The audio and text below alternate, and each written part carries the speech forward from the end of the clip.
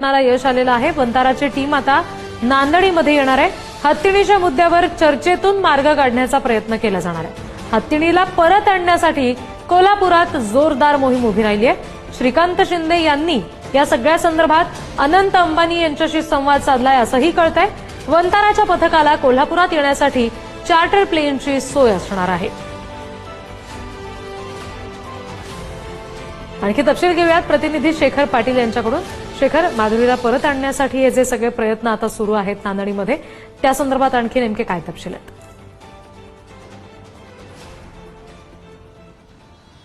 रिद्धी, ही social मीडियातून मोठ्या प्रमाणात जो आवाज उठवण्यात आलेला आहे त्याचा खरं तर विजय कुठंतरी आहे असं अनेकांना वाटू लागलेलं आहे। कारण वनताराचे सीईओ जे आहेत ते विहान या ठिकाणी येताना पाहायला मिळत आहेत। या सगळ्याला पाठपुरावा जो केलेला आहे धैर्यशील माने अशी देखील माहिती मिळते। धैर्यशील माने यांनी या संदर्भातली माहिती जी आहे ती श्रीकांत शिंदे यांच्यापर्यंत पोहोचवली होती आणि श्रीकांत शिंदेंनी याबाबतचा फोन जो आहे तो अनंत अंबानींना देखील केला होता। आणि या सगळ्या हालचालीनंतर आता वंताराचे सीईओ जे आहेत ते कोल्हापूरला येताना पाहायला मिळत आहेत।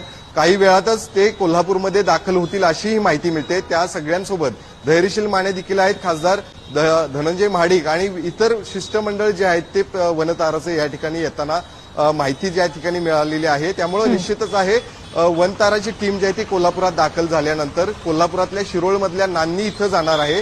ज्या मठामध्ये ही माधुरी हत्तीण होती त्या मठामध्ये जाणार आहे, तिथल्या महास्वामींशी चर्चा देखील करणार आहेत। आणि लोकभावना ज्या गेल्या काही दिवसांपासून सुरू आहेत, कोल्हापूर जिल्ह्यातल्या अनेक नेत्यांनी देखील या संदर्भातला आवाज उठवलेला आहे। त्यामुळे या सगळ्यांचाच विचार करून या सगळ्या हालचाली आता झालेल्या आहेत। आणि त्यानंतर आता कोल्हापुरात त्यांचं शिष्टमंडळ आल्यानंतर महास्वामींशी चर्चा केल्यानंतर पुढे नेमका काय निर्णय होतो हे पाहणं गरजेचं आहे। अनेकांच्या भावना आहेत की माधुरीला पुन्हा एकदा आमच्या मठामध्ये आणा, जी काही काळजी घेतली जात होती ती देखील आम्ही मनापासून घेत होतो, शिवाय काही कसूर असेल तर ती देखील आम्हाला सांगा, ती देखील पूर्ण करतो। मात्र अशा पद्धतीनं गेल्या 35 ते 36 वर्षांपासून जी माधुरी आमच्या सोबत या ठिकाणी वाढलेली आहे तिला अचानकच अशा पद्धतीनं घेऊन गेल्यामुळं अनेकांना याचा त्रास झालेला आहे। आणि म्हणूनच पुन्हा एकदा माधुरीला परत आणा अशी मोहीम जी आता सुरू झालेली आहे त्याला कुठंतरी आता यश येताना पाहायला मिळते। आणि आज सीईओ देखील भेट देताना त्या ठिकाणी दिसत आहे। त्यामुळे निश्चितच पुढे नेमक्या काय हालचाली आता होणार हे पाहणं गरजेचं असणार आहे। निश्चित, आणि या प्रकरणात पुढे काय घडते याचे तपशील वेळोवेळी तुमच्याकडून घेऊ।